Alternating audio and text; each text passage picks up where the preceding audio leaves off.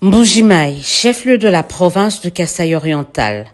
Arrivé par air le lundi 3 mars 2025 en milieu d'après-midi, le commandant du service national va prendre la route. Destination EP1 et 2, Maréchal Mobutu, dans la commune de la Mouya. Le lieutenant-général Jean-Pierre Kasongo-Kabwik y trouve des élèves occupant déjà les bancs. Fini l'apprentissage sur les sièges délabrés ou à même le sol. Est-ce que nous avons dit ça? Oui.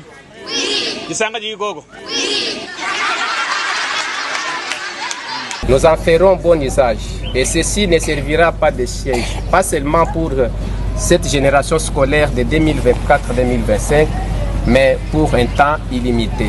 Il est rêvé de notre devoir de les protéger comme il se doit, parce que ceci va dans le cadre de la promotion de la gratuité de l'enseignement que le président a prôné et pour laquelle il ne cesse jamais de fournir des efforts rigoureux pour que notre pays puisse aller de l'avant. Autre école, autre élève, mais même geste.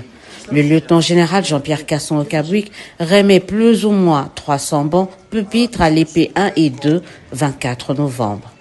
Surtout, ne lui dites pas que c'est la première action du genre à l'intérieur du pays après Kinshasa.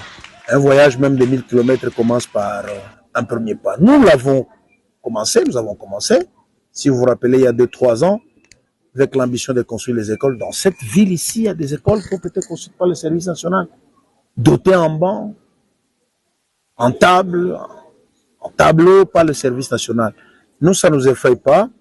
Bien au contraire, les défis qu'il y a devant nous montrent l'ampleur, le courage et la détermination que nous devons avoir pour arriver à mettre nos enfants dans les bonnes conditions d'apprentissage. Mais le commandant du service national le reconnaît. Au-delà de respecter les instructions du président de la République, assurer les meilleures conditions d'accueil des élèves du pays est devenu une obsession. Ce n'est pas une obsession de ma part, mais c'est une instruction que j'ai reçue de la part du commandant suprême. C'est lui qui a décrété la gratuité de l'enseignement fondamental, mais aussi qui tient à l'amélioration des conditions d'accueil de nos étudiants dans les universités. C'est devenu, oui, en fait, comme une obsession. Nous le faisons avec abnégation. Nous voulons... Vous savez, je suis un parent, vous êtes un parent. Lorsque vous arrivez dans une école ou dans une université, vous voyez les conditions d'études des enfants, vous êtes triste.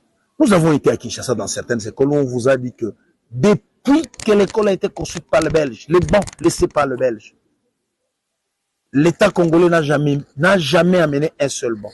Vous trouvez ça normal? Dans la ville diamantifère, la caravane du service national n'a pas encore fini sa ronde. D'autres établissements scolaires, même universitaires, constitueront dans les prochains jours les prochains arrêts.